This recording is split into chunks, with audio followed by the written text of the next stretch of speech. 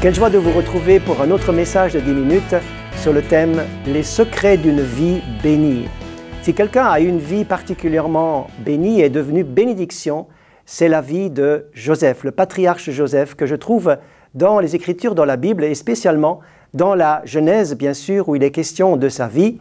Et tout à la fin de ce livre de la Genèse, au chapitre 49, vous trouverez une parole donnée par son père sous forme de prophétie.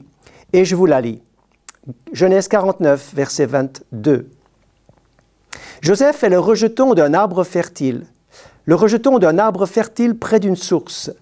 Les branches s'élèvent au-dessus de la muraille, ils l'ont provoqué, ils lancé des traits, les archers l'ont poursuivi de leur haine, mais son arc est demeuré ferme, ses mains ont été fortifiées par les mains du puissant de Jacob.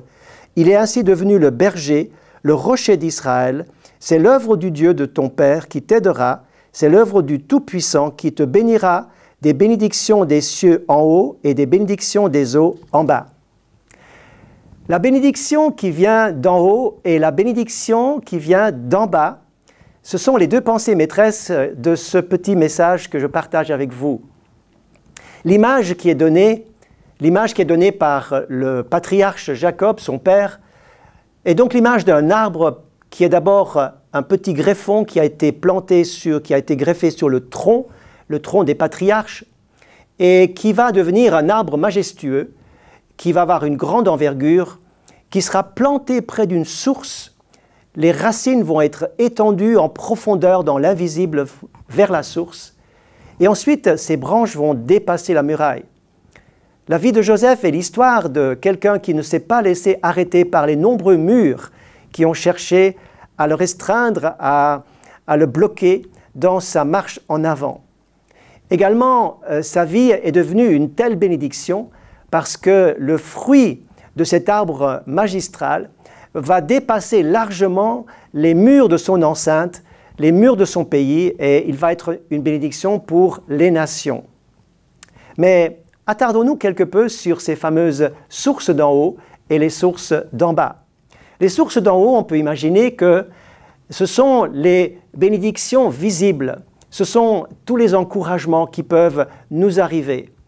Ce sont les richesses que Dieu nous donne, la protection, la grâce, le renouvellement, les miracles, les guérisons, les belles choses de la vie, on va dire. Ce sont les bénédictions d'en haut qui descendent sur nous et qui nous rafraîchissent, qui nous encouragent, bien sûr, jour après jour. Ensuite arrivent les bénédictions d'en bas qui sont invisibles, qui sont les bénédictions des choses cachées. On va dire des bénédictions déguisées. Et Joseph en particulier a vécu en bonne partie, en tout cas une vingtaine d'années, dans ces bénédictions déguisées. Il ne s'est pas rendu compte qu'en fait il était en préparation pour son ministère, pour devenir cet arbre dont les branches dépassent la muraille. Ce sont les épreuves. Ce sont peut-être les coups durs, les injustices, ce sont les blessures de la vie que Dieu a utilisées pour le guérir, mais aussi pour faire de lui cet arbre enraciné qui est devenu une bénédiction non seulement par les choses qui lui sont tombées dessus en quelque sorte, mais qui ont émergé de l'expérience de sa vie, qui a été une vie de difficulté, une vie, comme je l'ai dit, qui a été une vie rudement éprouvée. Vous connaissez le contexte un peu compliqué dans lequel a navigué notre ami Joseph. Il était aimé de son père, mais en même temps haï de ses frères, parce que, comme dit la prophétie, les archers lui ont tiré dessus par leur haine. Il y avait cette haine qui a émergé d'une manière presque inexplicable à cause de cet enjeu spirituel qu'il y avait sur sa vie. Lorsqu'il y a un enjeu spirituel sur notre vie, lorsqu'il y a un avenir, il y a quelqu'un, il y a des puissances invisibles qui cherchent à bloquer, à combattre ce que Dieu veut faire émerger. Mais Dieu utilise un mal pour un bien, puisque les sources d'en bas deviennent des sources de bénédiction. Pas au premier abord, il semble, mais toute chose concourt au bien de ceux qui aiment Dieu. Et Joseph, dans cette immense leçon qu'il nous donne dans les chapitres 37 et suivants de la Genèse, eh bien Joseph va tenir ferme, il va tenir bon, il va rester ferme dans ses positions face à l'injustice, face au rejet, face au dépouillement, face à l'accusation finalement injuste qui lui revient. Et il va être cet homme qui va tenir le cap, il va garder la communion avec Dieu. Quelle que soit la situation que vous passez, chers amis qui vous me regardez, gardez, chérissez votre communion avec Dieu. Ne vous laissez pas finalement voler. Ce que le diable voudrait faire, c'est de vous couper de la communion avec Dieu. Restez attachés, puisez vos racines plus profondément dans le sol de la présence de Dieu, dans les promesses du Seigneur, dans sa parole, dans la prière, par la puissance et par la vie que donne le Saint-Esprit. Restez attachés, accrochez-vous encore, accrochez-vous pour recevoir les forces qui viennent d'en haut. Les sources d'en haut, ce sont les bénédictions que Dieu vous donne pour vous encourager. Et comptez-les, car il y en a. Et les sources d'en bas, ce sont les épreuves qui finalement vont apporter un bienfait, vont apporter un fruit. Dans le psaume 105, il est question de Joseph, dans une parole étonnante, où il est dit que Dieu a envoyé Joseph qui fut vendu par ses frères. Il a été vendu par ses frères qui lui ont fait du mal. Mais en réalité, derrière ce mauvais projet, il y avait une intention de salut. Dieu a envoyé Joseph en Égypte dans une intention de sauver sa famille plus tard. Donc en réalité, vous n'êtes pas vendu à plus fort que vous, mais vous êtes envoyé par Dieu sur un terrain difficile, certes. Mais dans ces sources d'en bas, eh bien, vous allez pouvoir puiser en restant proche du Seigneur, la bénédiction qui vous servira et qui va devenir bénédiction pour les autres. Lisez toute l'histoire de Joseph, vous allez découvrir cela. Joseph ne se rend pas encore compte de tout cela, mais arrivera le moment où il se fait connaître à ses frères. Vous lirez ça au chapitre 45 de la Genèse. Eh bien, il pourra dire, il va dire des choses étonnantes. Il va dire, mais c'est pour vous sauver la vie que Dieu m'a envoyé devant vous.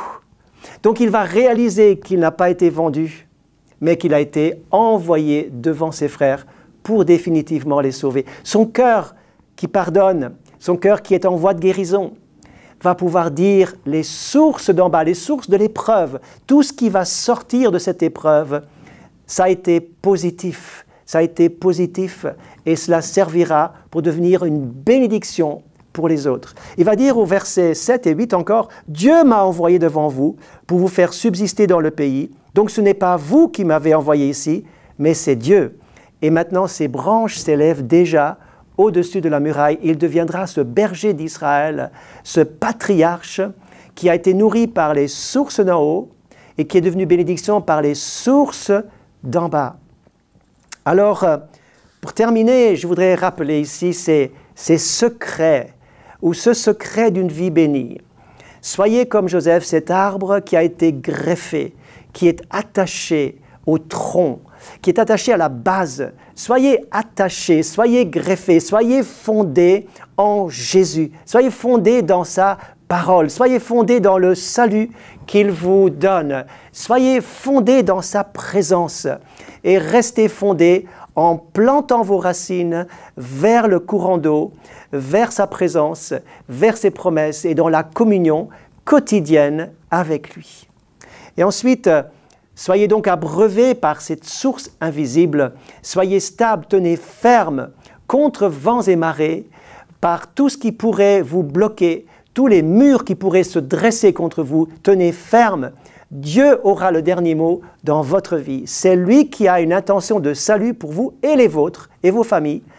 Et tenez ferme car c'est le Seigneur qui tient la ligne de l'histoire, qui dirige l'histoire, qui dirigera votre vie parce que vous avez confiance en lui.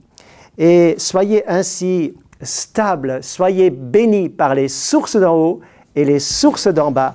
Que le Seigneur vous bénisse et relisez avec intérêt encore une fois cette merveilleuse histoire de Joseph que vous trouvez dans la Genèse, chapitre 37, jusqu'à la fin. Que Dieu vous bénisse et merci de m'avoir suivi. À bientôt.